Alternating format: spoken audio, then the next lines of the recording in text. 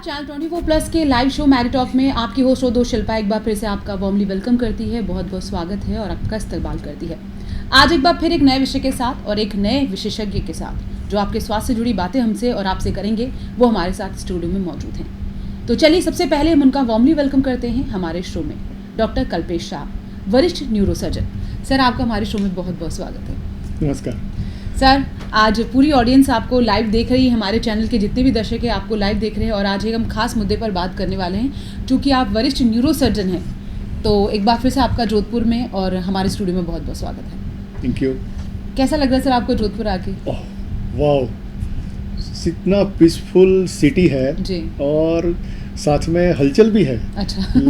जो दूसरे सिटी में होता है उससे थोड़ा बच के ये है कि लोग बहुत वार्मली बात करते हैं जी। बहुत प्यार से बात करते हैं और एक टोन है, एक अलग टोन है कि मिठास वाला टोन है। वो लगता है कि जोधपुर वाला इतनी मिठाई खाते हैं तो शायद उनकी जीभ पे अंदर वो मिठास आ गई है कि जब बात करते हैं तो अपने लगता है कि नहीं, बात करते जाओ, हम सुनते जाते हैं, आप बोलते जाओ जी। तो I love Jodhpur now. Is it your first time in Jodhpur? Yes, I am here for the first time. सबसे पहली बार आया हूँ और मुझे लगता है कि ये मैं फर्स्ट टाइम इतने सालों बाद क्यों आया जी।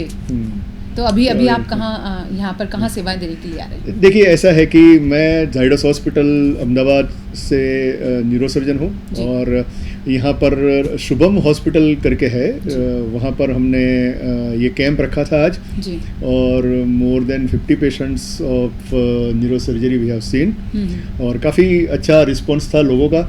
लोगों को काफ़ी ब्रेन और स्पाइन के रिलेटेड डर है कि उनको अगर कुछ ट्रीटमेंट करेंगे तो पैरालिसिस हो जाएगा। इन जनरल डर तो सबको है, लेकिन जो आज हमने जो डिस्कशन किया लोगों के साथ उसमें थोड़ा और महसूस हुआ कि ब्रेन और स्पाइन के रिलेटेड, रीढ़ की हड्डी रिलेटेड जो प्रॉब्लम्स है उनके लिए लोगों को और अवेयरनेस की ज़रूरत है। जो थिंकिंग है कि ब्रेन और स्पाइन को ऑपरेट किया या ट्रीटमेंट किया तो टेरर है कि ये तो बस पैरालिसिस तो होना ही है, कैसे बचना है। मैं बिल्कुल उल्टा बोल रहा हूँ, आपको पैरालिसिस तो होना ही नहीं है, उसमें से किस तरह से कितने दिनों में जल्दी से आपको बाहर निकलना है। आप सिर्फ तैयारी रखिए कि आपको कब पेन से मुक्ति लेनी है।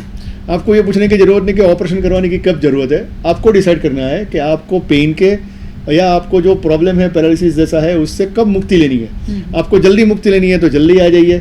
अगर आपको लगता है कि आपकी बातों से मेरे जहन में तो बहुत सारे सवाल आ रहे हैं, तो मैं ऑडियंस को एक बार बता दूं, हमारे प्यारे दर्शकों को, अगर आपके जहन में कोई सवाल है, चूँकि हमारे बीच में डॉक्टर कल्पेश शाह हैं, सीनियर न्यूरोसर्जन हैं, जहन में कोई भी सवाल है, दिमाग से जुड़ा हो, स्पाइनल से जुड़ा हो, मिर्गी से जुड़ा, जो अमूमन तकलीफें हम लोग देखते हैं, उससे जुड़ा कोई भी सवाल है, बेहिचक फ़ोन नंबर डायल कीजिए, कॉल कीजिए, हम आपकी बात सीधे तौर पर सर से कराएंगे। आपका कोई संशय हो, दिमाग में कोई भी डाउट है तो वो आप अभी क्लियर कर सकते हैं।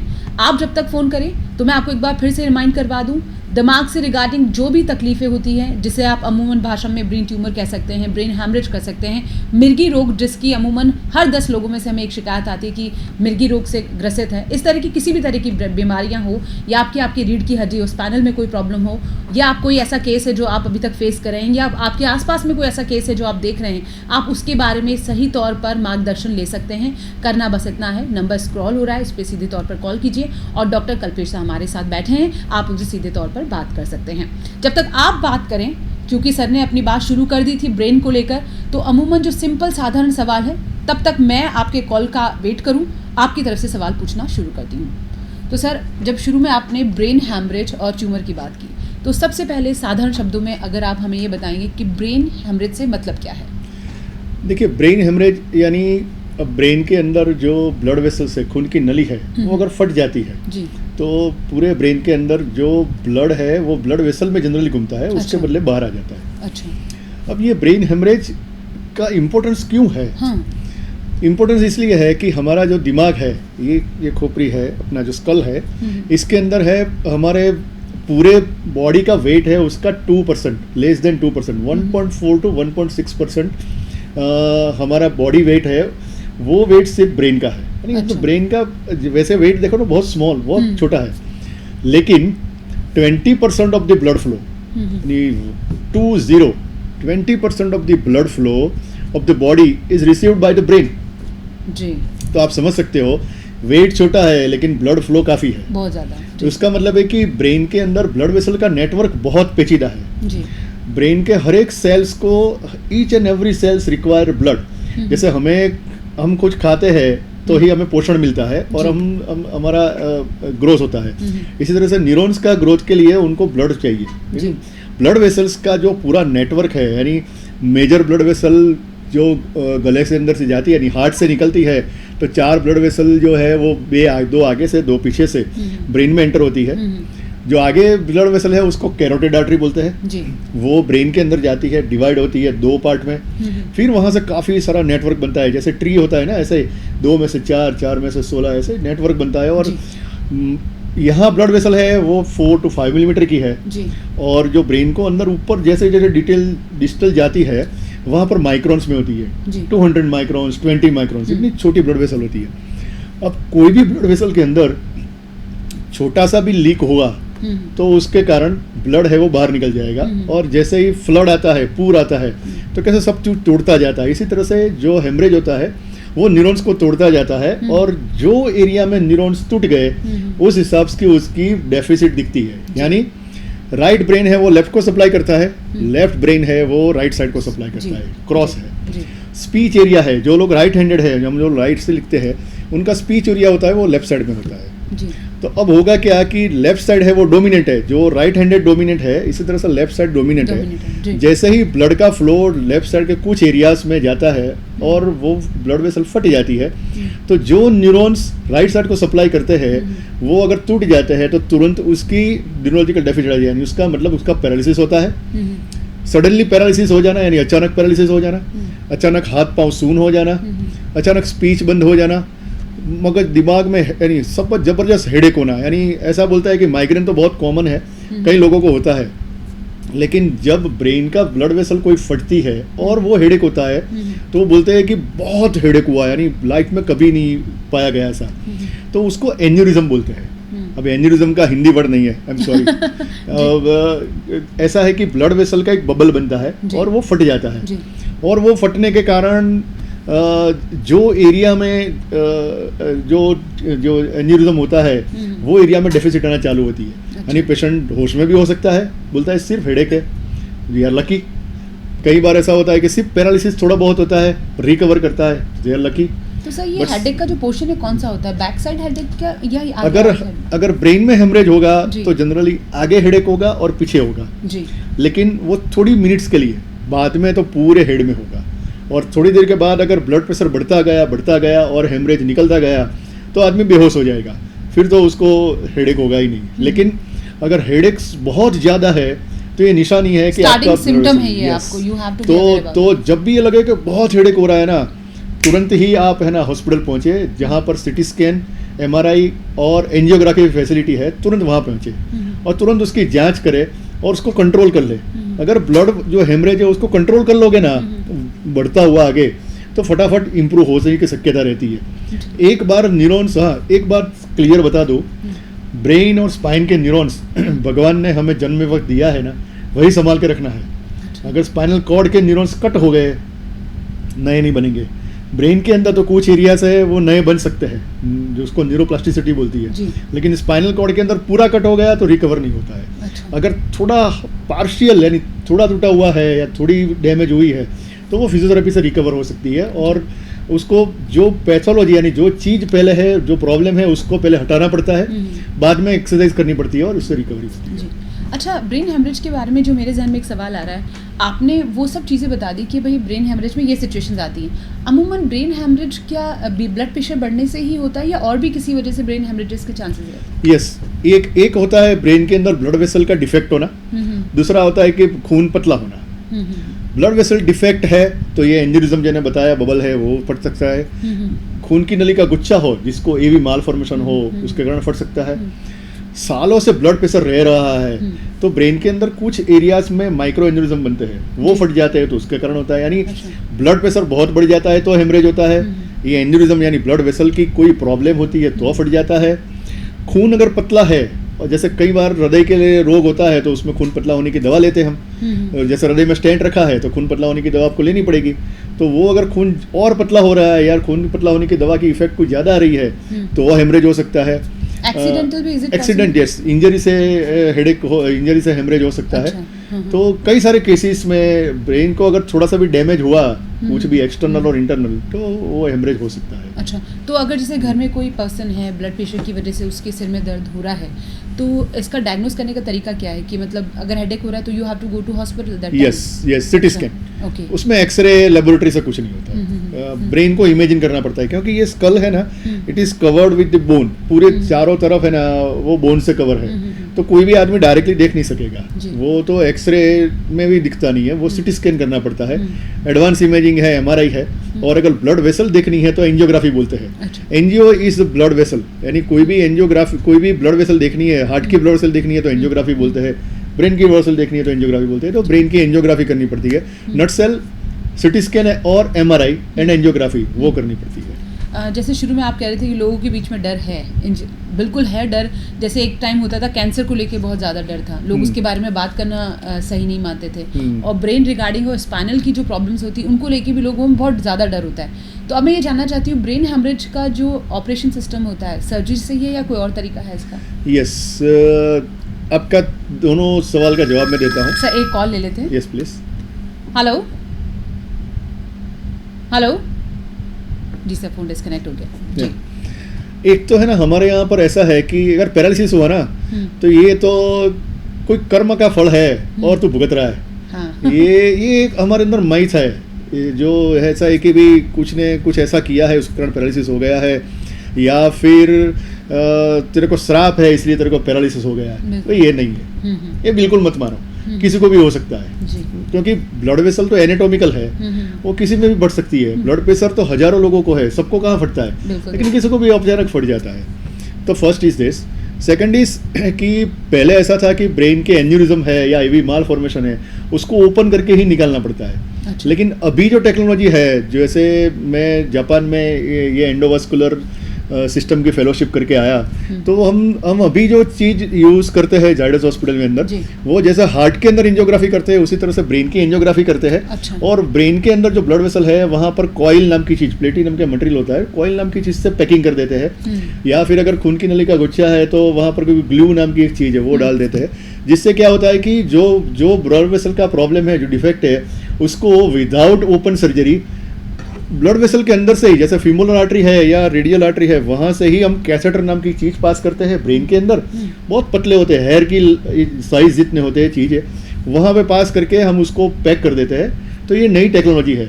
अच्छा, सबसे इंपॉर्टेंट चीज, उसमें आपको ऑपरेशन थिएटर में जाना नहीं पड़ता है। अच्छा। उसके लिए एक न्यूरो कैथलैब होती है जी। ये अलग टेक्नोलॉजी है, ये मशीन है जो 3D एंजियोग्राफी करते हैं। और एक बार कॉन्ट्रास्ट डाला, एक दवा डाल के हमने ब्लड वेसल्स में आपका ब्रेन का इमेजिंग किया, तो पूरी ब्लड वेसल है चारों तरफ से 360 डिग्री दिख जाएगी।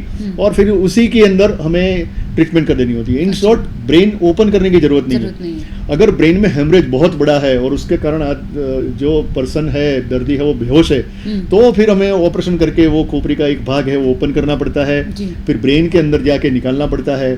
लेकिन वो भी बहुत सेफ है क्योंकि वो माइक्रो सर्जरी ही होती है। इन जनरल सर्जरी के कारण पेशेंट की डेथ होती है ना, ऐसा मत मानो। डिसीज के कारण होता है। डिसीज अगर अर्ली स्टेज में आ जाते हो तो बचने की शक्यता बहुत रहती है।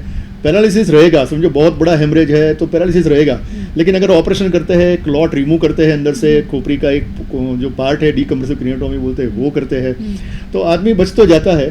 जो पैरालिसिस रहता है, स्पीच का प्रॉब्लम रहता है, वो महीनों तक हमें कसरत करनी पड़ती है और सुधारा होता है फिजियोथेरेपी से। कॉल ले लेते हैं। हेलो। हाँ जी सर, आपका शो में बहुत बहुत स्वागत है, अपना सवाल कीजिए। मैडम जी। मेरा सिर बहुत दुखता है मैडम जी। और मेरा रात को नींद नहीं आती है जी। आपकी उम्र बताएंगे आप? 46। 46 साल उम्र। आपका नाम? अयूब खान। अयूब खान है। इनके सिर में दर्द रहता है सर, इन्हें नींद का इशू रहता है। हाँ अयूब जी, ये है ना, आपको जो सर दर्द है वो कई बार माइग्रेन की बीमारी से भी होता है। हमारी डे नाइट साइकिल जो स्लीप की है वो डिस्टर्ब हो जाती है, जैसे हम बिज़ी हो जाते हैं मोबाइल में और बाकी सब चीज़ों में, तो हम खाना पीना अलग तरीके से करते हैं, स्ट्रेस लेते हैं, तो नींद आना कम होना चालू होता है। तो जैसे डे नाइट की साइकिल है वो स्लीप डिस्टर्ब होना चालू होती है, स्लीप डिस्टर्ब होती है, तो दूसरे दिन आपको हैंगओवर रहता है या फिर आपको हेडेक चालू हो जाता है और ये साइकिल आगे जाती है। जैसे आपको हेडेक ज़्यादा हुआ तो आपको दूसरे दिन नींद नहीं आएगी। तो ये साइकिल ब्रेक करने के लिए आपको न्यूरोलॉजिस्ट की और फिजिशियन की या न्यूरोसर्जन की सलाह लेके कुछ मेडिसिन लेनी पड़ती है। और अगर हेडेक बहुत सीवियर हो रहा है तो आपको एक बार अपना MRI या CT स्कैन जनरल एक बार चेकअप कर लेना चाहिए और डॉक्टर के पास पहुंच के उसकी ट्रीटमेंट लेनी चाहिए। आप अच्छे हो जाएंगे, कुछ प्रॉब्लम नहीं है। 46 में है, आप हमारे से अच्छी तरह से बात कर रहे हैं, उसका मतलब कि आपका टोन बराबर है, आपका स्पीच का जो थ्रो है वो बराबर है, मतलब कि आपका स्पीच के अंदर तो प्रॉब्लम नहीं है। तो ये सामान्य है, बीमारी है, उसको दवा से ट्रीट की जा सकती है।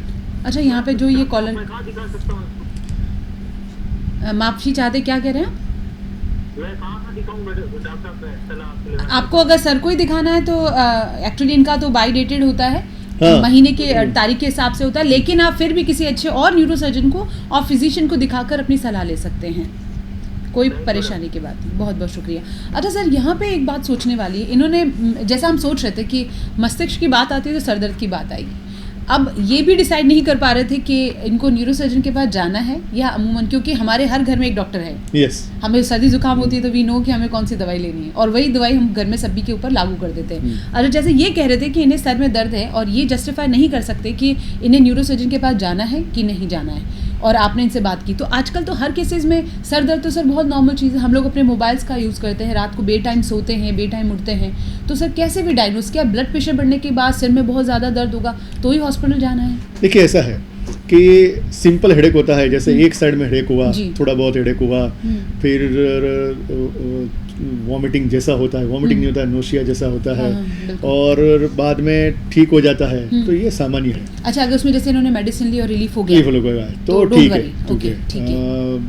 डे नाइट की साइकिल है वो अगर एस्टेब्लिश हो जाती है, जैसे कई बार क्या होता है, हम रात को सोने के वक्त कॉफ़ी पीते हैं, चाय पीते हैं, तो नींद उड़ जाती है।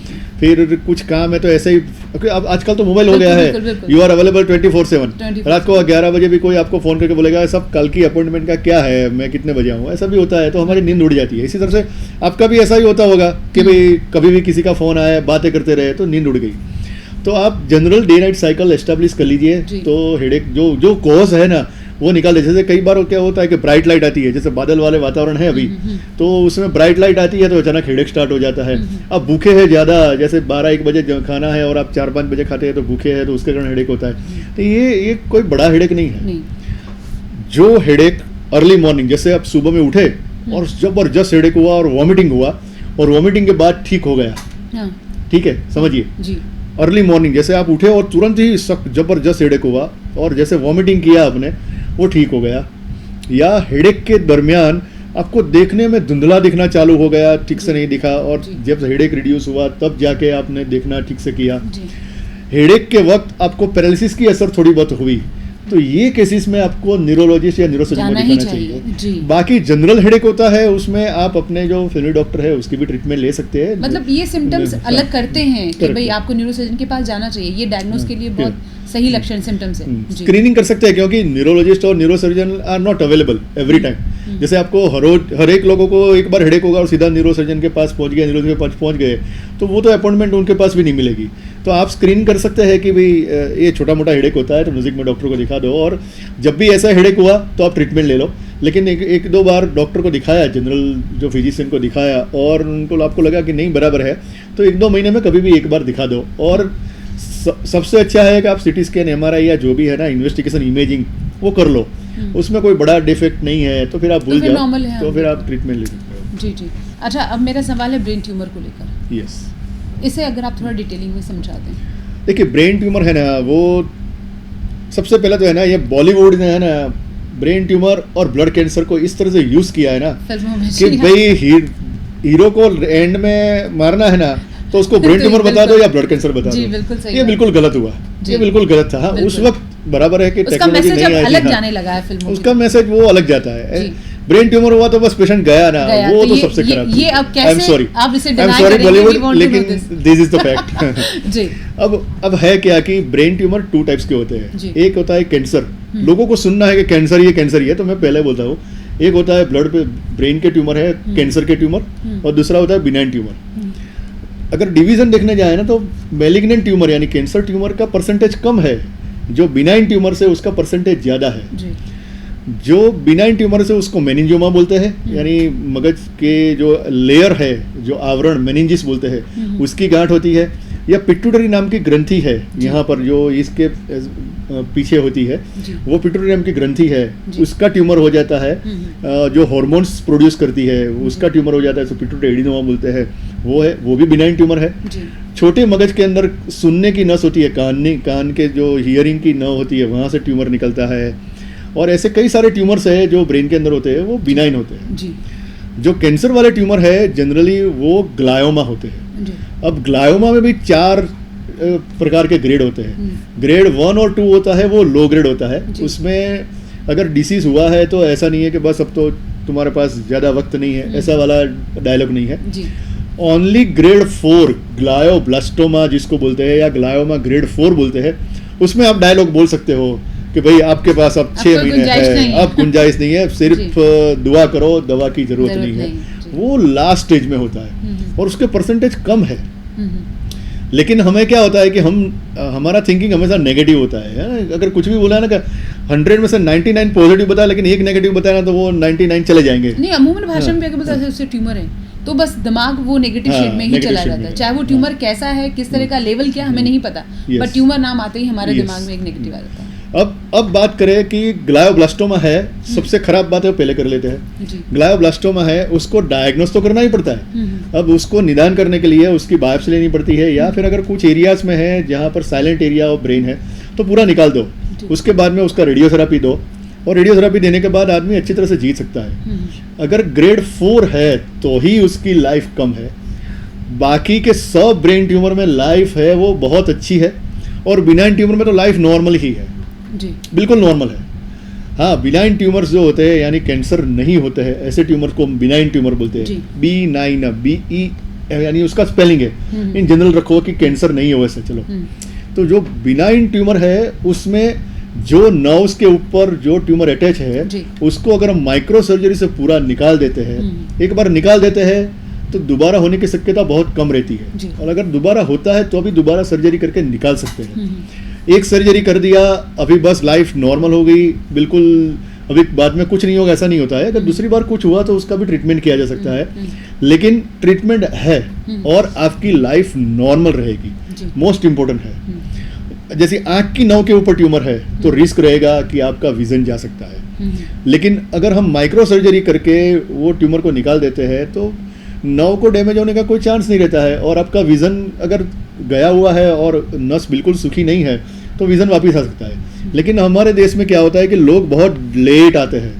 पहले सब कोर्स कर लेते हैं बाकी का, यू अंडरस्टैंड कि भाई ये इनका तो ये लगा हुआ है, ये लगा होगा, ये थोड़ा ये इनका कोर्स कर ले, जो आयुर्वेदिक के अलावा भी नेचुरोपैथी वाला कोर्स है वो सब कर ले, उसके बाद में चलो अब कोई चारा नहीं है, तब ट्यूमर काफी बढ़ गया होता है। एक्चुअली हम लोग एक्सेप्ट नहीं करना चाहते कि हम किसी बीमारी से ग्रसित हैं। वो होने के बाद तो चलिए बात अलग है, लेकिन हम नहीं मानते। अभी कोविड के वक्त भी जैसे बहुत बार ऐसा होता था, छींक आ रही है, जुकाम, नहीं मेरे को तो मौसमी है या मुझे तो एलर्जी है, पर मुझे कोविड नहीं है। तो ये बिल्कुल सही कह रहे हैं आप कहीं ना कहीं ये बात। तो वो बिनाइन ट्यूमर है, उसको माइक्रो सर्जरी करके, उसके कई टेक्नोलॉजी है जी। एक है माइक्रो सर्जरी यानी दूरबीन से माइक्रोस्कोप से हम देखते हैं, नेकेड ऐसे सर्जरी नहीं करते हैं, ब्रेन को माइक्रोस्कोप से ही देखते हैं और पूरा ट्यूमर निकाल देते हैं। दूसरा है एंडोस्कोपी करके, अगर ट्यूमर है बेस में स्कल में है तो हम नाक से ही एक एंडोस्कोप डालते हैं, कोई कहीं पर भी इंसिजन नहीं, सीधा नाक से अंदर एंडोस्कोप डालते हैं और नेचुरल एरिया है वहाँ से जाते हैं और पूरा ट्यूमर निकाल सकते हैं। ये टेक्नोलॉजी है। फिर तीसरा है कि अगर डीप सीटेड ट्यूमर है तो उसको हम स्टीरियोटैक्टिक बायोप्सी बोलते हैं, एक छोटा सा होल करके बायोप्सी लेते हैं और अगर लिखता है कि ये बहुत खराब डिसीज है तो उसका रेडिएशन के करते हैं। अगर 2 सेंटीमीटर से कम का ट्यूमर है, लेटेस्ट टेक्नोलॉजी है रेडियो सर्जरी, यानी आपको खोलना नहीं पड़ता है, जैसे लेसर जैसा है ना, ऐसा ही रेडियो सर्जरी है। आपको एक रेडियोथेरेपी का मशीन है, उसमें सो जाना है, पूरा एरिया का कैलकुलेटेड होता है, कैलकुलेटेड कंप्यूटर में होता है, और फिर वही कंप्यूटर एग्जैक्टली वो एरिया में रेडिएशन देता है। अच्छा, वो रेडिएशन देगा ना जहाँ पर जो एरिया में 2 सेंटीमीटर डायमीटर से कम में एरिया में, तो वो रेडिएशन से ही ट्यूमर है वो बर्न आउट हो जाता है और धीरे धीरे करके ट्यूमर श्रिंक हो जाता है और चला जाता है। तो कई सारी ट्रीटमेंट है वो नहीं आई हुई है, डरिए मतलब मत। बिना सर्जरी के भी आप इलाज करवा सकते हैं। करवा सकते हैं, यस। बिल्कुल। हाँ, लेकिन लोग के पकड़ लेते हैं, भाई सर्जरी नहीं करना है हमको, तुम लेसर से करो। भाई लेसर नहीं, ऐसा कोई लेसर नहीं है कि सिर्फ एक ही लेसर एक बार करो और निकल जाए। जी। उसको रेडियो सर्जरी बोलते हैं या रेडियो फ्रीक्वेंसी थर्मोकोगुलेशन, जैसे अलग अलग चीज़ें बोलते जी। हैं। लेकिन अल्टीमेटली ब्रेन ट्यूमर को किस तरह से ट्रीट किया जाता है ना, वो एक पूरी टेक्नोलॉजी चेंज हो गई है, और ये शिफ्ट ऑफ टेक्नोलॉजी हुई है लास्ट 10-15 ईयर्स में, जी। और वो फास्ट चेंजिंग हो रही है। जी। जैसे 10 साल पहले क्या होता था कि एक दायका गया, एक शतक गया, उस यानी 10 साल गया, उसके बाद में चेंजेस होते थे। जी। ये टेक्नोलॉजी 10 साल पहले थी, अभी 10 साल में चेंज हुआ। अब तो एवरी ईयर चेंज हो जाती है। मैं आज बोल रहा हूँ कि ये रोबोटिक्स जो है वो ब्रेन के अंदर यूज़ नहीं हो रहा है, ये प्रोस्टेट के अंदर और पेट के अंदर यूज़ हो रहा है। मे बी 1 ईयर लेटर हम हमें लोग पता हम चलेगी, बैठेंगे हाँ। तो हम बताएंगे कि आपको हम रोबोटिक यूज़ कर रहे हैं। बिल्कुल तब्दीली आती है। तो बिल्कुल। टेक्नोलॉजी बहुत फास्ट इवॉल्व हो रही है, बिल्कुल। आप उसका फ़ायदा लें। हाँ बिल्कुल। कोरोना की तरह ऐसा मत सोचे कि ये आदमी कोरोना हुआ है, चलो दूर हटो, ब्रेन ट्यूमर हुआ है दूर हटो, मेरे को लग जाएगा, ऐसा मत सोचो। ये नॉर्मल कोर्स है, जी। कई लोगों को होता है, और ये एनवायरनमेंट के कारण म्यूटेशन में होता है और उसके कारण पाया जाता है। ऐसा पाया गया है कि दुनिया में 15% ग्रोथ है ब्रेन ट्यूमर्स में।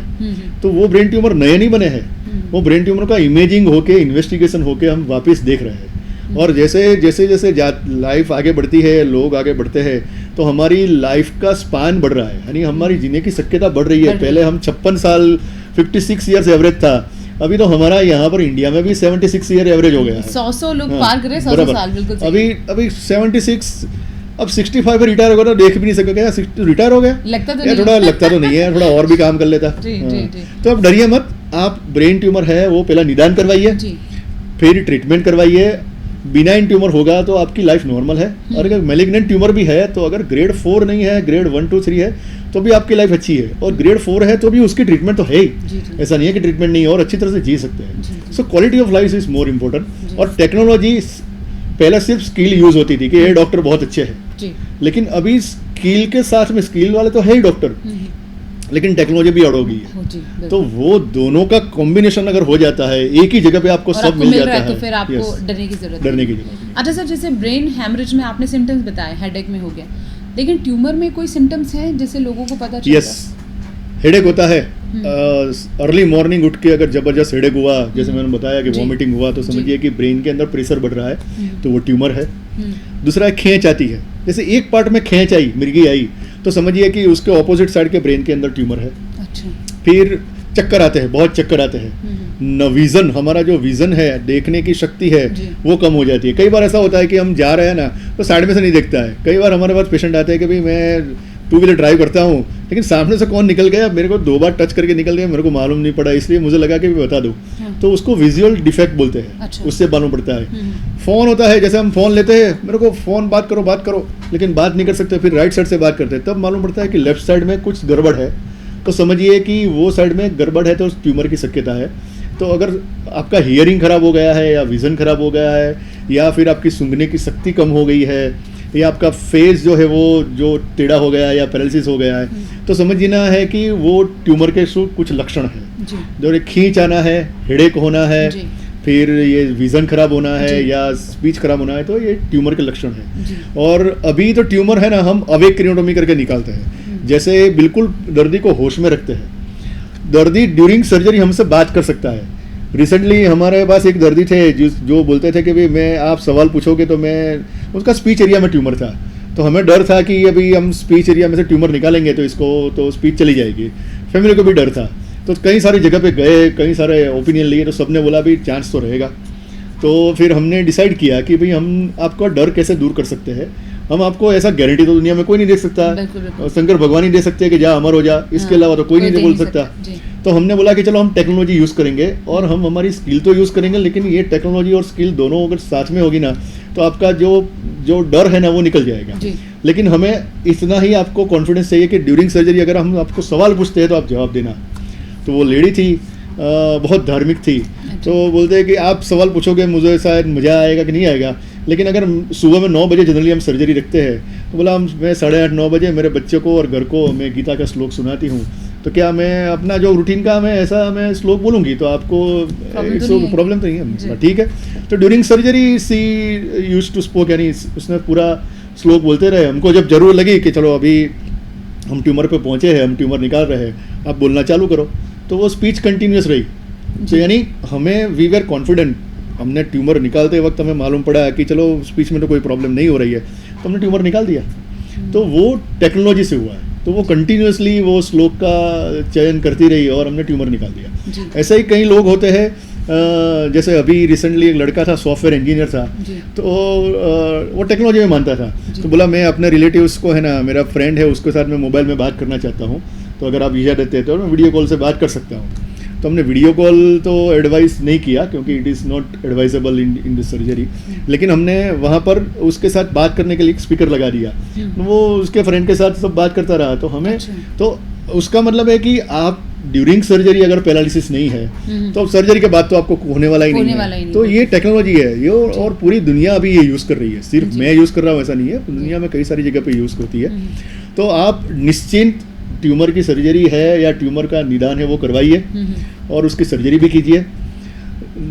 और अगर साइन सिम्टम्स होते हैं तो तुरंत ही एवरी टाइम छोटे चीज़ के लिए डॉक्टर के पास ना जाने के पहले आप सिटी स्कैन, एमआरआई भी अभी तो हमारे वहाँ कंट्री में तो है ओवर द काउंटर, आप डायरेक्टली जा सकते हो। और आजकल जब से कोविड हुआ तब से तो हर एक दूसरा सब डॉक्टर है, सब डॉक्टर है। बिल्कुल बिल्कुल आप सही कह रहे हैं। लेकिन सर सबसे अच्छी बात ये लगी आज कि ब्रेन हैमरेज और ट्यूमर को लेकर जो लोगों के बीच में डर है, शायद मेरे जहन में भी रहा होगा, तो काफ़ी हद तक आज एक्सप्लेन हुआ है कि इतना डरने की ज़रूरत नहीं है, थोड़ा सा अवेयर है कि सिम्टम आते हैं तो उनको आप फेस कैसे करते हैं। देन ज़रूरी है कि उसके बाद अब डॉक्टर डिसाइड करें कि आप किन डॉक्टर से ये करवा रहे हैं, तो बहुत सही रहेगा। अच्छा, एक और जो टॉपिक हम लेने वाले थे, रीढ़ की हड्डी, बैकबोन जो हमारी होती है, जिस पे हम हमारी पर्सनैलिटी टिकी हुई है, उसको लेकर भी बहुत सारी शिकायतें आती, बहुत सारी तकलीफ़ें लोगों को, पेशेंट्स होते हैं।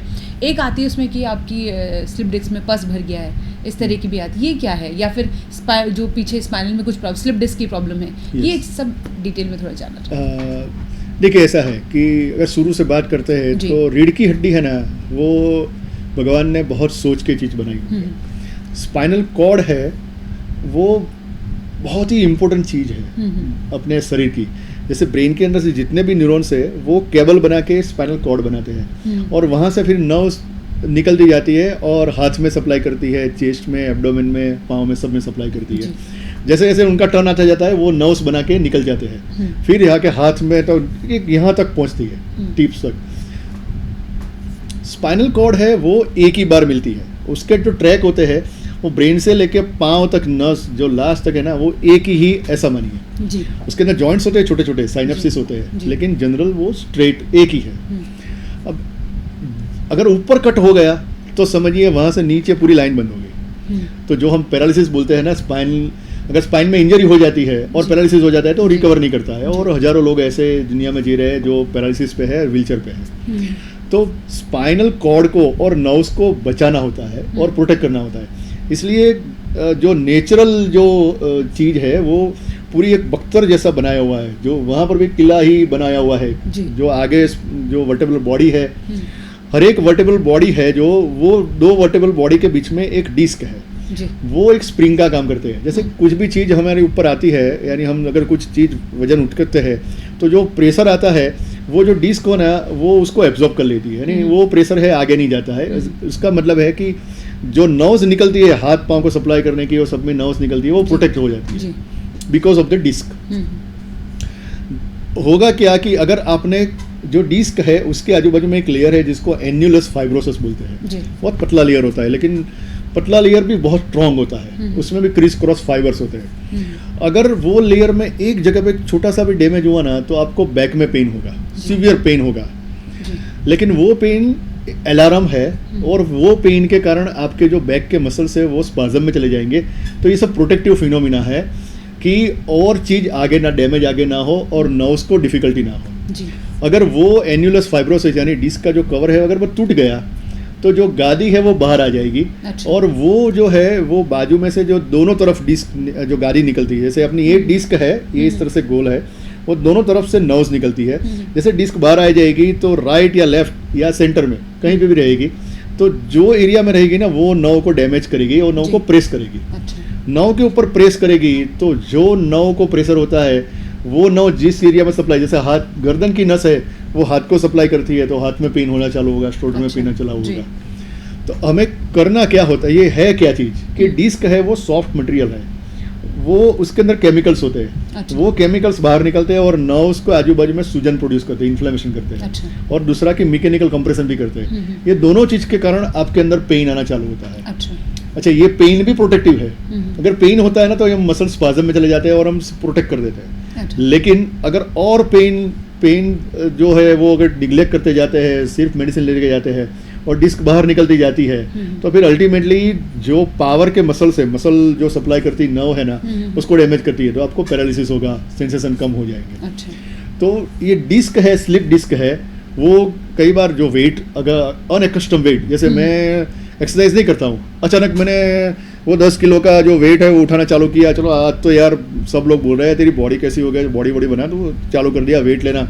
अचानक योगा चालू कर दिया कि चलो यार मेरा 50 साल उम्र हुई है, 45 हुई है, सब लोग योगा कर रहे हैं, मैं पतला होना चाहता हूँ, आपने योगा चालू कर दिया।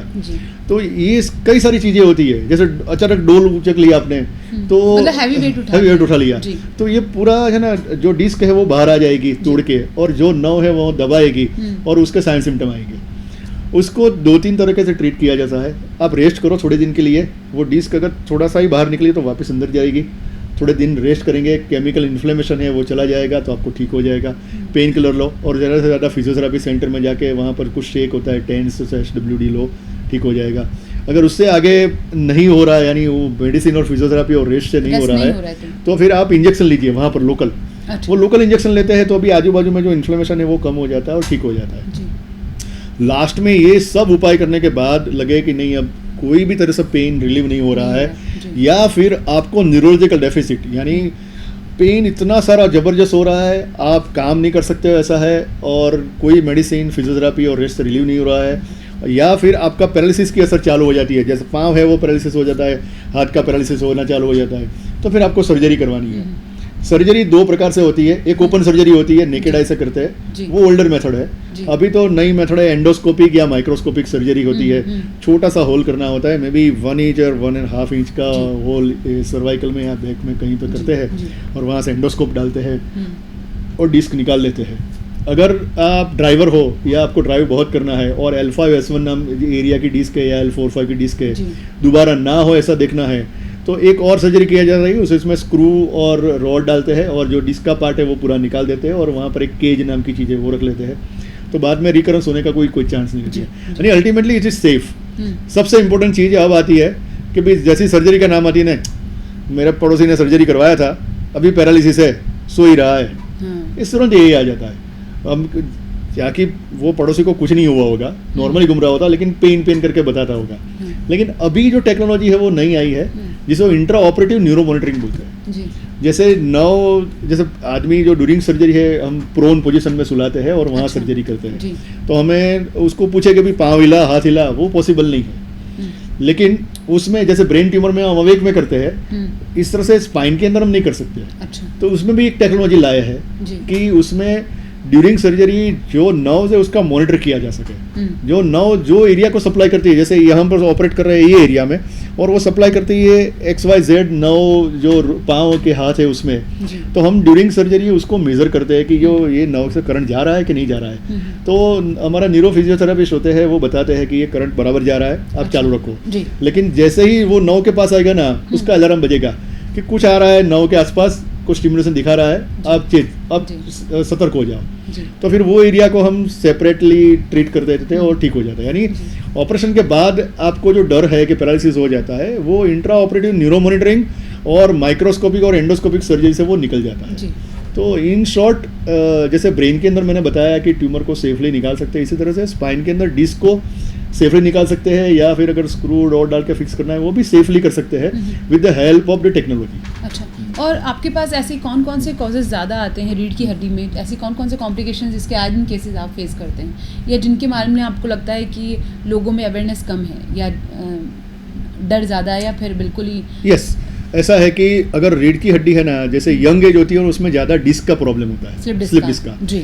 लेकिन ओल्ड एज होती है ना, उसमें डिस्क है ना वो डेसिकेटेड हो जाती है, यानी डिहाइड्रेट हो जाती है। वो डिस्क का प्रॉब्लम ज़्यादा नहीं रहता है, लेकिन उनको एक प्रॉब्लम है डीजनरेटिव डिसीज। जैसे उम्र होती है, हमारा बाल है वो सफ़ेद हो जाते हैं, स्किन है उसमें रिंकलिंग आ जाती है, जो चलने में जैसे जुड़े जुड़े झुकने लगते हैं, जो मसल्स है वो ड्रूप हो जाता है, ऐसा हो जाता है। इसी तरह से जो रीढ़ की हड्डी है उसके आजू बाजू में एक प्रकार का लिगामेंट्स और स्नायु होते हैं जो वो ठीक हो जाते हैं। तो जो कैनाल है, स्पाइनल कॉर्ड की जो कैनाल है बड़ी, वो उसका डायमीटर, जैसे अपने ये बताते हैं डायमीटर है, उसके बदले छोटा हो जाता है।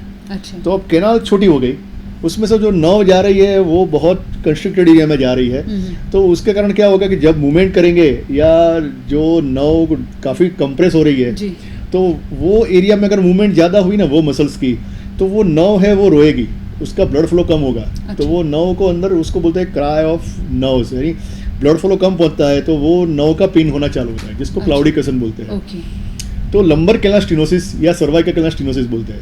यानी यंग एज में डिस्क का प्रॉब्लम ज़्यादा होता है, लेकिन ओल्ड एज में कैनाल स्टेनोसिस, यानी जो रीढ़ की हड्डी की जो कैनाल है जो वो कम हो जाती है। तो ऐसे केसेस में हम क्या करते हैं कि जो कैनाल नैरो हो गई यार, कम हो गई है, उसको सर्जरी करके बड़ी कर देते हैं। अच्छा। और वहाँ पर फिक्स जो सपोर्ट है, जो नेचुरल सपोर्ट है वो कम हो जाता है, तो आर्टिफिशियल सपोर्ट बना देते हैं। जैसे भूकंप आया था अहमदाबाद में, तो कई सारे बिल्डिंगें गिरी थी, तो गिरी हुई बिल्डिंग को तो समझो कि सेटल कर दिया, लेकिन जो गिरी नहीं थी, वो गिरने वाली थी, उसको क्या किया कि जितने भी उनके जो बेस थे उसको जैकेटिंग करके पूरा सपोर्ट बना के नया बना दिया, तो जिसको सपोर्ट मिला। तो इसी तरह से आपका अगर नेचुरल सपोर्ट चला गया है तो आर्टिफिशियल सपोर्ट ले लो, तो आपका पेन कम हो जाएगा।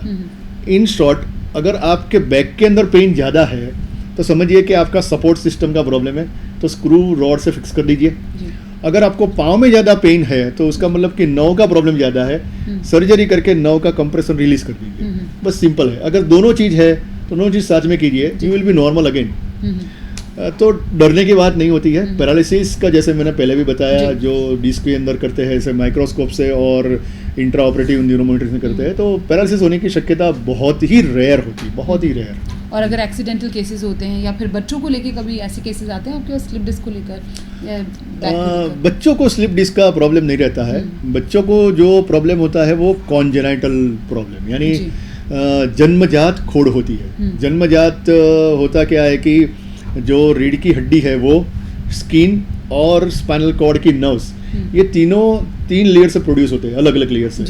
अगर बीच वाला लेयर जो बोन बनाता है वो डेफिशिएंट है यानी है नहीं, तो स्पाइनल कॉर्ड का जो एरिया होता है वो और स्किन दोनों का डेवलपमेंट साथ में होता है। तो दोनों एक जो स्पाइनल कॉर्ड है उसका एक जो सबसे लास्ट पॉइंट होता है ना, फाइलम टर्मिनली, वो स्किन के ऊपर अटैच हो जाता है।